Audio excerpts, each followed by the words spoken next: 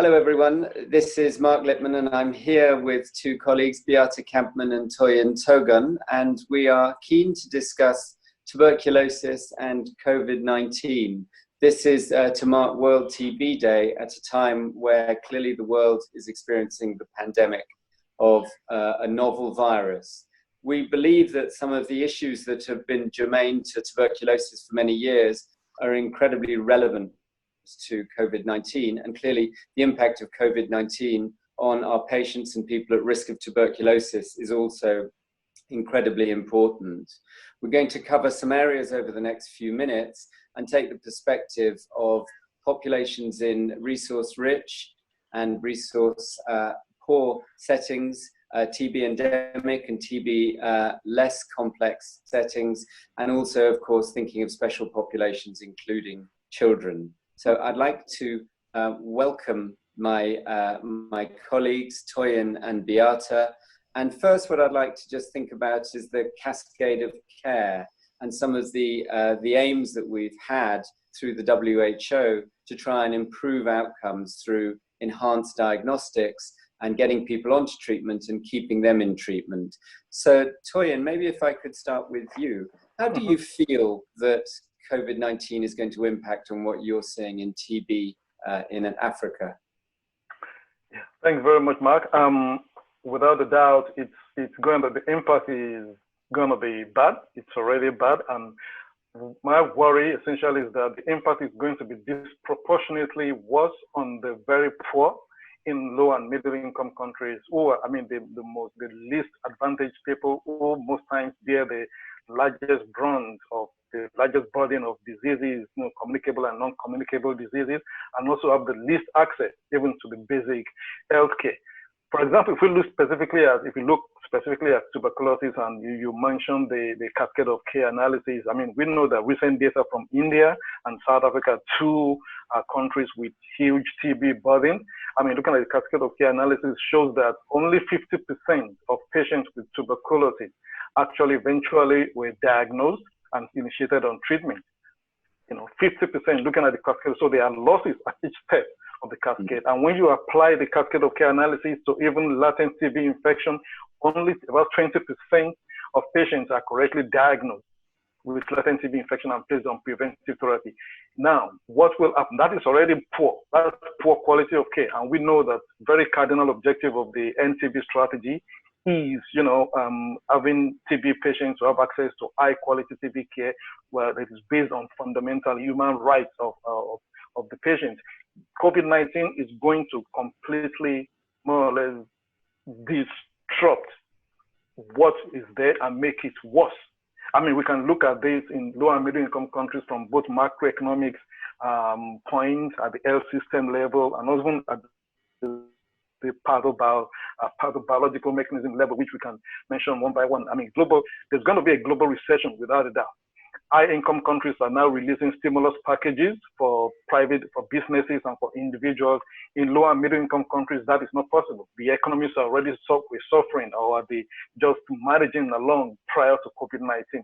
With the diversion of resources to COVID-19 responses, that will result in diversion of financial resources and human resources from disease-specific interventions like TB control services, which will definitely have a negative impact on basic essential things like diagnosis of TB cases, laboratory facilities, access to laboratory diagnosis of TB, and we can even bring that to the aspect of at individual level, where there are paid sick leaves being touted in high-income countries.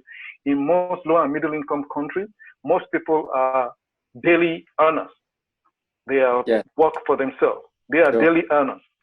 So there's nothing like paid sick leave for people there, and many of them are subsistence farmers. So when we're talking about isolation, avoiding avoiding large gatherings, people shouldn't go out. These are people that cannot feed their family. People will not be able to feed their family unless they go out daily to make money. So broadly speaking, the impact is going to be bad, but even worse on the poorest in the population, with regard to tuberculosis. And Beate, how do you see it from a pediatric perspective? Yeah, I mean, we know that there's about 500,000 children dying of TB worldwide every year, and these children are not going to not die because of TB because there's another disease in town. So the numbers of adults and children affected by TB are not going to get any smaller, but they're going to be superseded with our attention to a new disease, which has also a respiratory presentation. So first of all, there'll be confusion around the diagnostics, and maybe children who actually have TB will be diagnosed with COVID-19 and the other way around. So to be certain of the diagnostic tools that are available would be really important. And, you know, in LMICs, the delivery of those diagnostic tools will be impaired by the fact that goods are not going to come into the country. In the UK, I can foresee a situation where the health service will be so overwhelmed that certain clinics that are really important for us to trace the children and also the families will not be deliverable because it's not being seen as a priority. And I think that will hugely affect us. And in terms of prevention for the children, I mean, we really try very hard to deliver isoniazid prophylactic treatment to families or to the children in families where we've had adult index cases, and to think that those resources will be available in the community to send people to homes, and whether people will even think that that is a safe thing to do, I think are all considerations that are really at the forefront of my mind when I'm thinking about how COVID will affect TB in children. It sounds a terrifying scenario, doesn't it? And I think you both paint it so vividly and so clearly. Do you think people are considering this, or is it just that we're blinkered and it's COVID-19 and nothing else at the moment? Toyin. Yeah, that's an excellent question, because in sub-Saharan Africa, for example, now as of today, there are 769 cases of COVID-19 confirmed in all regions of in Africa, North, West, East, Central, and Southern Africa. And the issue right now is that most countries, the only option that is available to flatten the curve in low and middle income countries, like with particular attention I would say to sub-Saharan Africa, essentially is to aggressively scale up interventions that will prevent community transmission of COVID-19, because most cases right now are imported, and the effort is made in trying to identify and detect imported cases with restrictions on the airport. But we are seeing what seems to be a takeoff of what might be community transmission, and that will be the dangerous thing, because all the risk factors that could promote an exponential increase of COVID-19 in the community abound in most low and middle income countries. There's overcrowding. How do you expect people to practice social distancing in a city like Lagos, Nigeria, or Kampala, Uganda, or Johannesburg? You know, where living is actually large gathering. Just living is basically a large gathering. You know, how do you expect people? You're talking about hand washing regularly. We have to take into consideration that people don't actually have access to potable water. You know, you're talking about regular hand regular hand washing. Hand sanitizers are probably expensive to buy because they will have to buy it from their own pockets. That is diverting resources from money that could be used, you know, to feed themselves and their children who are already, you know, these are poor countries. So the interventions will need to be adapted. But every particular attention has to be paid essentially to ensuring there is no community transmission. So there has to be social responsibility. People need to take responsibility individually, but the governments also need to be more aggressive with regard to travel restriction and you know, closing down schools. All the interventions that have been deployed in high income settings also need to be deployed in the low income countries, but adapted to the context of the low income settings. And this has to be coupled with widespread health promotion and health information to avoid disinformation and misinformation that could, you know, make stigma worse. Okay, thank you. And clearly, as you say, so many things that lead to transmission of tuberculosis and COVID-19. So one of the other issues, of course, is the stigma that is strongly associated with tuberculosis. I can imagine that people would start to be fearful of something like COVID-19. And we've seen at the moment, Beate, there's a suggestion that maybe children are less troubled with COVID-19 than adults. Do you think that this is going to be, how do you think that's going to play out in terms of tuberculosis and transmission within households, where you've got populations who are constantly mixing, infections that are being acquired all the time, and suddenly this new one, and possible transmission when households stay together and isolate, if they can, that actually transmission can be occurring within that. How do you think that's going to reflect, Beate? Yeah, I mean, you're quite right in the statement that it looks at the moment as if children will have less severe symptoms from COVID-19. However, if everybody is self-isolating and people are spending a lot more time indoors with their families, the transmission rates to children will potentially go up. And the community that's most concerned there are actually the very young children, because they're closer to their parents. And even if you start self-isolating, you know, if you're the mother or the father of a young child, it's not going to be possible to keep that 2-meter distance that's been recommended. And the whole, you know, hygiene around hand washing, etc., is going to be much more difficult if you live with smaller children. So I think potentially that can also enhance transmission of tuberculosis, because the comorbidity or the co-infections will present themselves. And this is where I was alluding to the fact that to give the prophylaxis in those circumstances might be particularly crucial. And maybe this is something we really need to be thinking about in all settings. And in the UK, we've got more resources for that than we have in LMICs. To protect children from that enhanced transmission in households. When it comes to stigmatization, I don't think children are really the bearers of that sort of stigma, but clearly we've already seen with a few cases that have been primarily imported into Africa, that there's stigmatization of people who have been affected by COVID-19, but also of people who've been started to care for those people.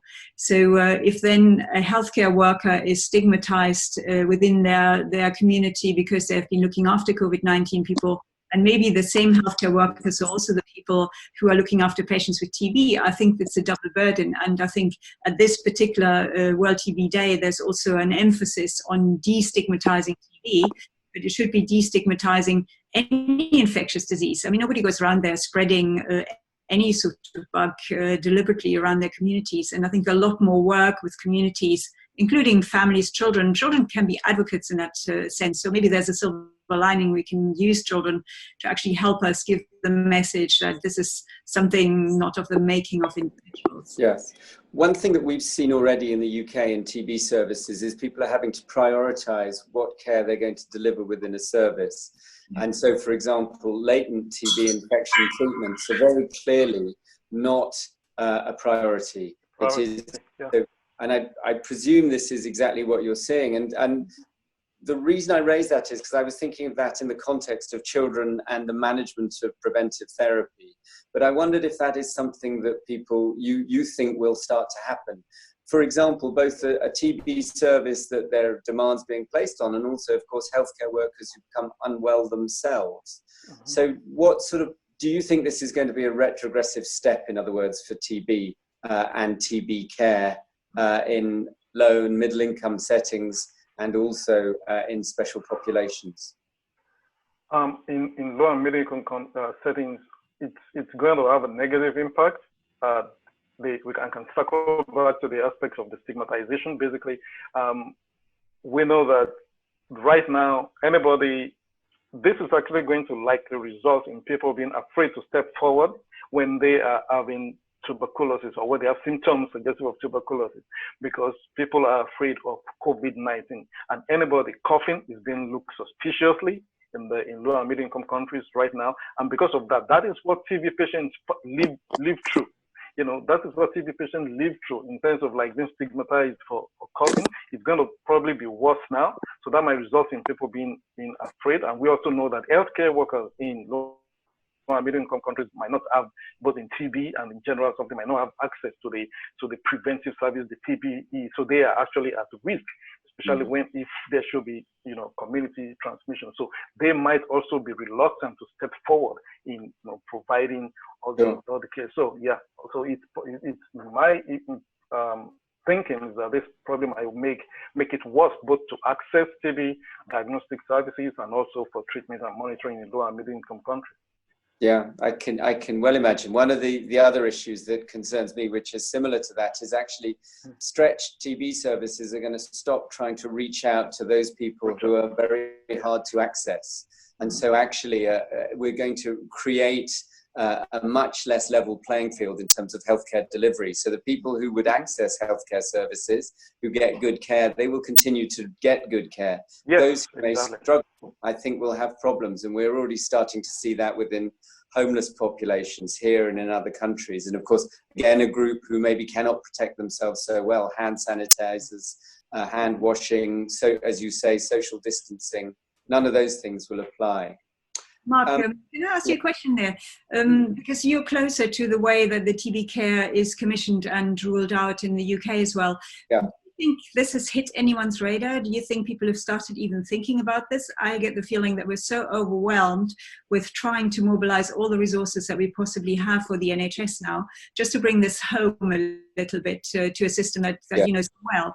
Do you think this has come up in conversations? It has within TB services, and it almost certainly hasn't any further than that. And what's interesting is this is very much in the UK on a backdrop of reducing number of cases of TB, which of course people quite rightly say is a huge success. We know from all the lessons from other countries, for example, the United States, that if you then reduce infection control measures, if you reduce surveillance, if you do that, then TB will come back, because it's an infectious disease. And that is almost certainly what we will see if we're not very careful now.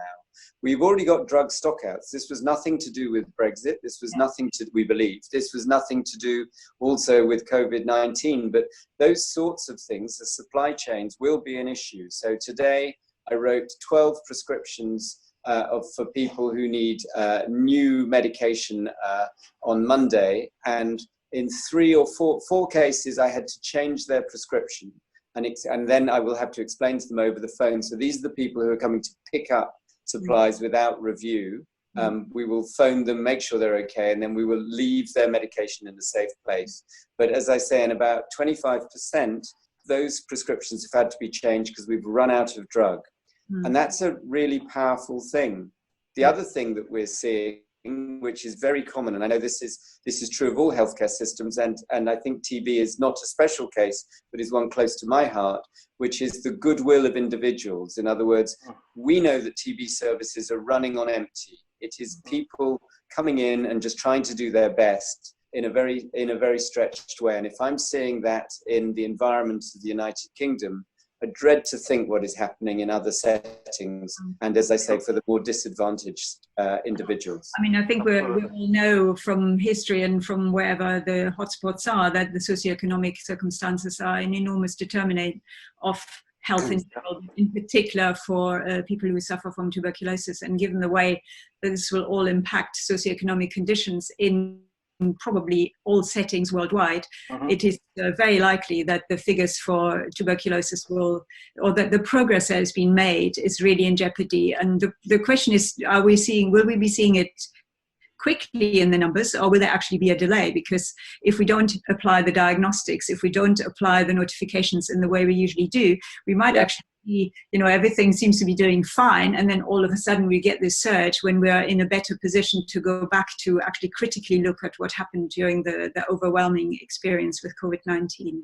Yeah, which in my opinion, if I may jump into that, which in my opinion is my reason for looking at this more broadly rather than focus, because the socio-economic circumstances that will enhance the exponential increase of COVID-19 in low and middle income countries are the same factors that will probably make TB diagnosis and treatment and control worse. Essentially, it's going to become a disease of the poor in low and middle income countries who are clearly going to be the largest burden and have the poorest access. So we have to think broadly, basically in terms of what would be the approach, to engage or to mitigate the impact that COVID-19 will have on tuberculosis, particularly in low and middle income countries. Yeah, it is a huge concern, isn't it? And I think we're painting at the moment an unfortunate bleak picture with probably worse outcomes. And then when we consider also people with post-tuberculosis lung disease, a high-risk population who are likely to do badly if they get COVID-19. Diabetics, where there's an increased risk of tuberculosis, also seem to do badly. People with heart disease, etc., etc. Drawing our discussion to a close, let's try and find some good news in all of this. Just before you do that, Marc, I just wanted to spend 2 minutes talking about what we think might be the biological phenomena that might be underlying some of this, because we haven't touched on how COVID-19 might affect people who already have TB. We haven't touched on what we think might happen to the HIV population. You know, in children, I've mentioned here, we don't think there's a severity, but I think we have a real duty to try and capture that, because you know, it might exacerbate pathophysiological mechanisms that we can learn a lot more about in terms of treatment of particular co-infections, like, for example, you know, how will COVID-19 affect control of HIV-infected patients on antiretroviral therapy? What might be the interactions if and when there might be some medication with TB medication? I think we need to keep that on our radar as well, purely from the biological point of view. We've talked a lot about the societal implications, but there's a lot to learn about, you know, what determines disease severity and what are the mechanisms in which we can potentially interfere in the future. That might bring us to the silver linings that you're going to pull out now. Yeah, I think. Sorry, please. Sorry, if I may also just, because that's actually one of the factors I also kind of like highlighted about the pathobiological mechanisms of COVID-19, particularly in low and middle income countries, because while we have the best case and worst case scenario in high income settings based on mathematical models and based on prevalence of known risk factors, the prevalence of some of those risk factors in low and middle income countries are even unknown. And we might not even know, we don't even know what might be the impact of other factors such as that prevalent in low and middle income countries like malnutrition, helminth infestation. What might be their impact on the pathobiological mechanism of COVID-19? And you alluded to post-TB lung health. You know, people with post-tuberculosis lung damage are going to be like immunocompressed, so they will be high risk for if they should develop COVID-19. So I completely am in agreement with what Beate mentioned, that this is an important area that should be focused and could be areas of research questions essentially. I agree, and I think following on from that, one of the things that perhaps we can take away, which is optimistic, is that we've shown that if you TB, we know is a global problem, and actually we start to get answers when the world works together. In other words, when it pools its resources, when it asks questions that are able to be answered rapidly by looking at large numbers of individuals in a number of different settings. And it does feel like that is exactly the right research response that we need to do now, that the coordination needs to come from people talking to each other, organizing studies that are deliverable. In other words, not just saying to people who are struggling with clinical issues to please help us in this research, now do it as well. But actually the research community needs to work with clinicians just in the way that TB was managed and get some answers very rapidly. The desire for a vaccine, that certainly strikes a note with me in terms of tuberculosis. That's true. Hopefully they will get a really effective vaccine. Although we do have BCG, they'll get a really effective vaccine for COVID-19, or at least the virus, in a very short space of time.